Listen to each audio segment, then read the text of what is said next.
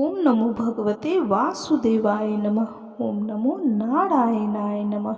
जय श्री कृष्ण, जय श्री कृष्ण, जय श्री कृष्ण। बंधुजनों, आज हम फाल्गुन मास की विजया तथा आमलकी एकादशी का महत्व जानेंगे तथा इसकी कथा सुनेंगे। तो बोलिए ओम नमो भगवते वासुदेवाय नमः। ओम नमो नारायणाय नमः। जय श्री कृष्ण, जय श्री कृष्ण, जय श्री कृष्ण। तो चलिए कथा प्रारंभ करते हैं। युधिष्ठिर ने पूछा, हे वासुदेव, फाल्गुन के कृष्ण पक्ष में किस नाम की एकादशी होती है और उसका व्रत करने की विधि क्या है, कृपा करके बताइए। भगवान श्री कृष्ण बोले कि हे युधिष्ठिर, एक बार नारद जी ने ब्रह्मा जी से फाल्गुन के कृष्ण पक्ष की विजया एकादशी के व्रत से होने वाले पुण्य के बारे में पूछा था तथा ब्रह्मा जी ने इस व्रत के बारे में उन्हें जो कथा और विधि बताई थी उसे सुनो। ब्रह्मा जी ने कहा कि हे नारद, यह व्रत बहुत ही प्राचीन, पवित्र और पाप नाशक है। यह एकादशी राजाओं को विजय प्रदान करती है, इसमें तनिक भी संदेह नहीं है।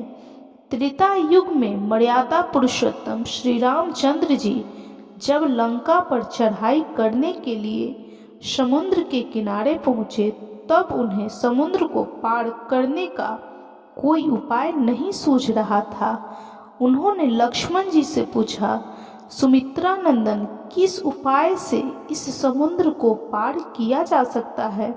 यह अत्यंत अगाध और भयंकर जल जंतुओं से भरा हुआ है। मुझे ऐसा कोई उपाय नहीं दिखाई देता जिससे इसको सुगमता से पार किया जा सके। लक्ष्मण जी बोले कि हे प्रभु, आप ही आदि देव और पुराण पुरुष पुरुषोत्तम हैं। आपसे क्या छिपा है? यहाँ से आधे योजन की दूरी पर कुमारी द्वीप में बकदालभ्य नामक मुनि रहते हैं। आप उन प्राचीन मुनीश्वर के पास जाकर उन्हीं से इसका उपाय पूछिए। श्री रामचंद्र जी महामुनि बकदालभ्य के आश्रम पहुँचे और उन्होंने मुनि बकदालभ्य को प्रणाम किया। महर्षि ने प्रसन्न होकर श्री राम जी के आगमन का कारण पूछा। श्री राम जी बोले कि हे ब्राह्मण, हे ऋषि मुनि, मैं लंका पर चढ़ाई करने के उद्देश्य से अपनी सेना सहित यहाँ आया हूँ। हे ऋषि मुनि, अब जिस प्रकार समुद्र पार किया जा सके, कृपा करके वह उपाय मुझे बतलाइए। बकदालभ्य मुनि ने कहा, हे श्री राम जी, फाल्गुन के कृष्ण पक्ष में जो विजया नाम की एकादशी होती है, उसका व्रत अनुष्ठान करने से आपकी विजय होगी। निश्चय ही आप आपकी वानर सेना के साथ समुद्र को पार कर लेंगे। हे राजन, आप इस व्रत की फलदायक विधि सुनिए। दशमी के दिन सोने, चांदी, तांबे अथवा मिट्टी का एक कलश स्थापित कर उस कलश को जल से भरकर उसमें पल्लव डाल दें। उसके ऊपर भगवान नारायण श्री हरि विष्णु के सुवर्णमय विग्रह की स्थापना करें। फिर एकादशी के दिन प्रातःकाल स्नान करें, कलश को पुनः स्थापित करें, माला, चंदन, सुपारी तथा नारियल आदि के द्वारा विशेष रूप से उसका पूजन करें। कलश के ऊपर सप्त धान्य और जौ रखें। गंध, धूप, दीप और भांति भांति के नैवेद्य से पूजन करें। कलश के सामने बैठकर उत्तम कथा वार्ता आदि के द्वारा सारा दिन व्यतीत करें और रात में भी वहाँ जागरण करें।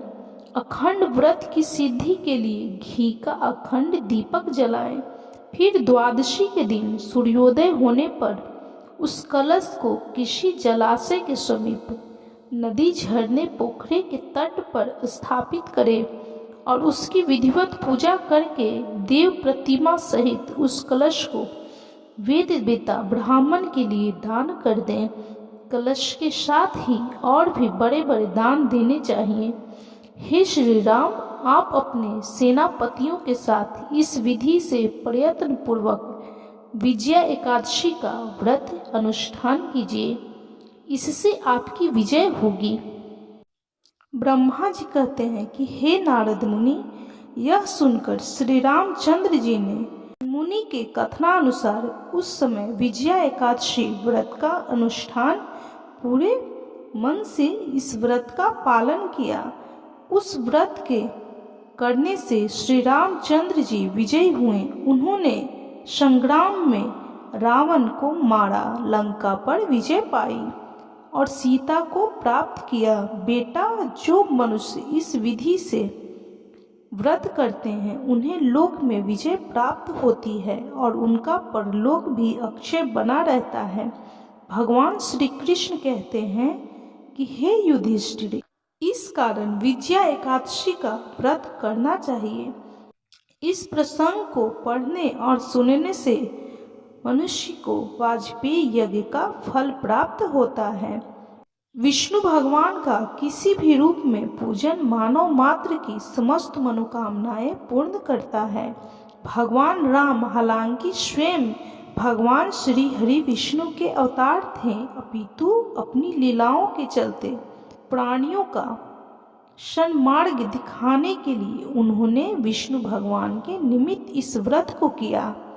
विजय की इच्छा रखने वाला कोई भी मनुष्य इस व्रत को करके अनंत फल का भागी बनता है।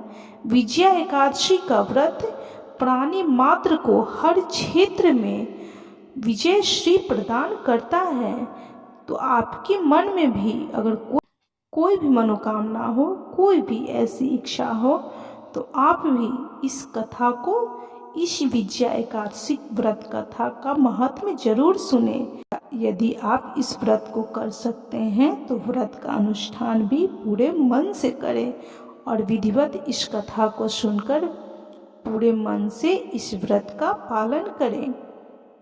जो पुण्य चंद्र या सूर्य ग्रहण में स्नान या दान से होता है तथा जो पुण्य अन्न जल स्वर्ण भूमि गौ तथा कन्यादान तथा अश्वमेघ आदि यज्ञ करने से होता है, जो पुण्य तीर्थ यात्रा तथा कठिन तपस्या करने से होता है, उससे भी अधिक पुण्य एकादशी का व्रत रखने से होता है। एकादशी व्रत रखने से शरीर स्वस्थ रहता है, अंतर मन की मैल धुल जाती है, हृदय शुद्ध हो जाता है, श्रद्धा भक्ति उत्पन्न हो जाती है।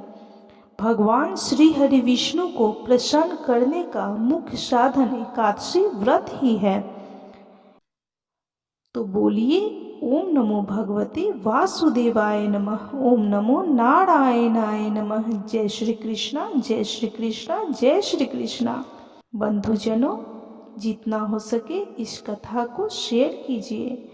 यदि आपके द्वारा इस कथा का महात्म्य कोई और भी सुनेगा तो उसका पुण्य फल भी आपको जरूर प्राप्त होगा।